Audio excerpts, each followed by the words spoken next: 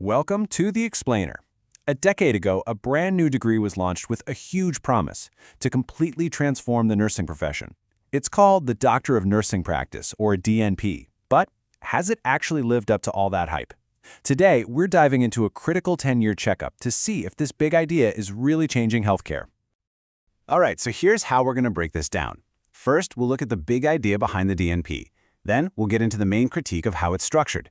After that, we'll see what the actual data says from graduates, and finally, we'll explore some ideas for where this degree could go next. So, let's start at the beginning. What was the grand vision here? Why create a whole new doctorate for nursing in the first place? Okay, so first things first. What is a Doctor of Nursing Practice, or DNP degree anyway? Well, the key word here is practice. The whole point was not to create more research scientists. We already have PhDs for that. The DNP was designed to be different. It was meant to prepare nurses for the absolute highest level of clinical leadership, to create experts who could take all that cutting-edge research and actually put it into practice to improve patient care, right there on the front lines. Now, to make this happen, they came up with a blueprint back in 2006, built on what's called the 8 Essentials. This was supposed to be the master plan, right? It covers the whole shebang, from science and leadership to policy and technology. The goal was to use these 8 pillars to build this new kind of expert nurse from the ground up. Okay, but you know how it is, a great plan on paper doesn't always translate perfectly into the real world. And this is where we get to the heart of the critique, a real tension at the core of the DNP's identity. The authors asked this really critical question. Are these 8 essentials a guide for education? You know, a checklist to make sure all DNP programs teach the same stuff? Or are they a guide for practice, a real roadmap that actually changes how a DNP-prepared nurse thinks and acts in a hospital or clinic? And boom, this quote just nails their argument. They're basically saying that these essentials have become more about making university programs consistent, kind of like academic box checking, rather than creating a real, tangible change in how nurses practice at the doctoral level. All right, so is this just a theory, or is there some data to back it up? Well, the authors didn't just stop there.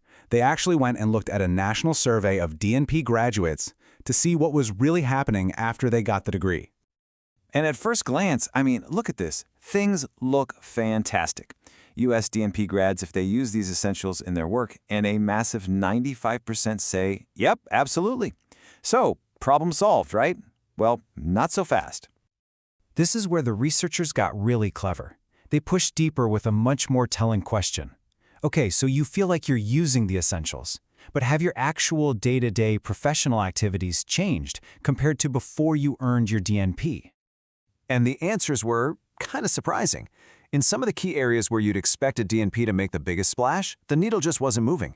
Take addressing health disparities, for instance. More than half the graduates reported little to no change in their work on that front. Same story with health policy. You'd think a doctorally prepared nurse would be all over this, right? But again, more than 52% said they weren't really any more involved in policy issues than they were before they got their doctorate. And this one is really telling, especially today. When it came to technology, developing or evaluating the information systems that are crucial to modern healthcare, nearly 60% of DNP grads reported minimal to no change in what they were doing. So here's the bottom line. You've got this huge disconnect. Graduates feel like they're applying what they learned, but the data shows that for many, it just isn't translating into those high-level, practice-changing activities that the DNP was designed to create. So why is this happening? To get to the bottom of it, the authors really dug into the Essentials framework itself to try and find the weak spots. And they found a few things. For instance, the science part. They argue it often lacks new, advanced content beyond what's already taught at the master's level. And leadership? Super important, but the training on tough topics like ethics can be pretty hit or miss. But maybe the biggest one is that advanced nursing practice essential. For nurses who already have a lot of experience, it often fails to give them new, concrete clinical skills they can actually use with patients. Okay, so it's not all doom and gloom.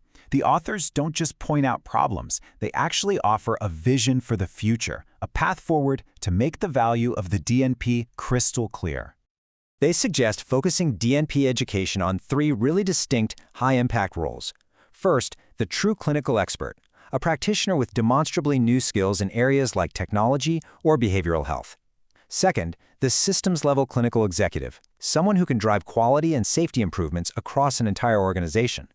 And third, the Practice-Engaged Educator, who can effectively train the next generation of nurses. This creates a much clearer value proposition, right? And really, it all boils down to this one killer question, the question that defines the entire challenge for the DNP. It's not just about having a higher degree. It's about being able to clearly answer an employer who asks, what new value, what new skills do you bring to the table? Answering that is the key to the DNP's next decade.